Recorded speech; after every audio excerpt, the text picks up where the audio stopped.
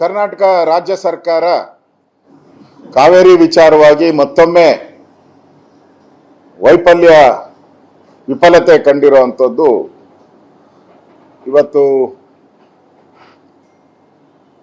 3500 cusec ನೀರನ್ನ ತಮಿಳುನಾಡಿಗೆ ಬಿಡಬೇಕು ಅಂತ ಆದೇಶ ಬಂದ ಮೇಲೆ ಡಿ.ಕೆ. ಶಿವಕುಮಾರ್ ಅವರ ಕಾವೇರಿ ಬಗ್ಗೆ ಅವ್ರಿಗಿರುವಂತ ಕಾಳಜಿ ಸ್ಪಷ್ಟ ಆಗ್ತಾ ಇದೆ. ರಾಜ್ಯದ ಪರವಾಗಿ ಸರಿಯಾಗಿ ವಾದ ಮಾಡುವಂತ ಸಮರ್ಥತೆಯನ್ನ ಇವತ್ತು ರಾಜ್ಯ ಸರ್ಕಾರ ಕಳ್ಕೊಂಡಿದೆ.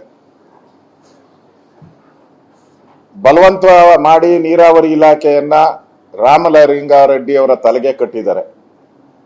ಬಲವಂತದ ಮದುವೆ ರಾಮಲಿಂಗಾರೆಡ್ಡಿ ಅವ್ರದ್ದು. ಅವರು ಖಾತೆ ತಗೊಳಕ್ಕೆ ಇಷ್ಟ ಇಲ್ಲ ಮತ್ತು ಗೇಟ್ ಉದ್ಘಾಟನೆ ಭದ್ರಾ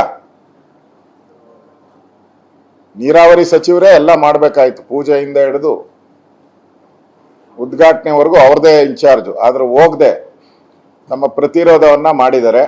ನನಗನ್ಸ್ತತೆ ಈ ಕಾವೇರಿ ವಿಚಾರವಾಗೂ ಕೂಡ ಅವರ ಪ್ರತಿರೋಧದಿಂದನೇ ಈ ತರದ ಆರ್ಡರ್ಗಳು ಕೂಡ ಬಂದಿರೋದು. ಕೇರ್ಲೆಸ್.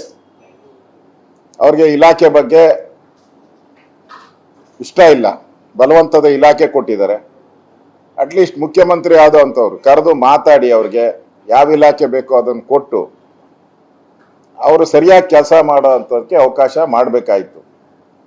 ಅದೆಲ್ಲ ಹಾಳಾಗೋಗ್ಲಿ. ಆದ್ರೆ ಇವತ್ತು ಕಾವೇರಿ ಇಡೀ ಬರಗಾಲದ ಛಾಯೆ ಇಡೀ ರಾಜ್ಯದಲ್ಲಿ, ಹಳೆ ಮೈಸೂರು ಭಾಗದಲ್ಲಿ ನಾನೇ ಹೋಗಿದ್ದೆ.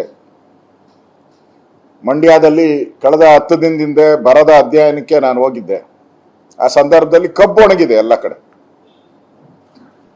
ಕಾವೇರಿ ಬೇಸ್ಗೆ ಹೋಗಿದೆ ನಾನು. ಕಾವೇರಿ ಡ್ಯಾಮ್ ಹತ್ರ ಹೋಗಿ ಕೆಳಗಡೆ ಇಳಿದು ಆ ನೀರನ್ನು, ಪಾತಾಳಕ್ಕೆ ಹೋಗಿರೋ ನೀರನ್ನು ಕೂಡ ನಾವು ಕ್ಯಾಮ್ರಾದಲ್ಲಿ ಸೆರೆ ಹಿಡಿದು ತಂದಿದ್ರಿ. ಇಷ್ಟಾದ್ರೂ ಕೂಡ ಕಾಂಗ್ರೆಸ್ ಸರ್ಕಾರ ಕಾವೇರಿ ಮಡಿಲನ್ನ ಬರೆದು ಮಾಡುವ ಮೂಲಕ ಕನ್ನಡಿಗರಿಗೆ ದ್ರೋಹ ಬಗ್ದಿದ್ದಾರೆ. ಈಗಾಗಲೇ ಕಾಂಗ್ರೆಸ್ ಸರ್ಕಾರ ಡಿ.ಕೆ. ಶಿವಕುಮಾರ್ ಮುಖ್ಯಮಂತ್ರಿ ಆದ್ಮೇಲೆ ಎಲ್ಲ ಡ್ಯಾಮ್ಗಳು ಬರಿದಾಗಿದೆ. ಈಗಾಗಲೇ ಎಲ್ಲೋದ್ರೂ ಬರಿದು ಅಂತಾನೆ ಬೋರ್ಡ್ ಹಾಕ್ಬಿಟ್ಟವ್ರೆ ಎಲ್ಲ ಕಡೆ. ಬೆಳೆ ಬೆಳಿಬೇಡಿ, ಕುಡಿಯೋ ನೀರಿಗೆ ಮಾತ್ರ ಅಂತೇಳಿ ಎಲ್ಲ ಕಡೆ ಪ್ರಚಾರಗಳನ್ನ ಮಾಡ್ತಾ ಇದ್ದೀರಾ.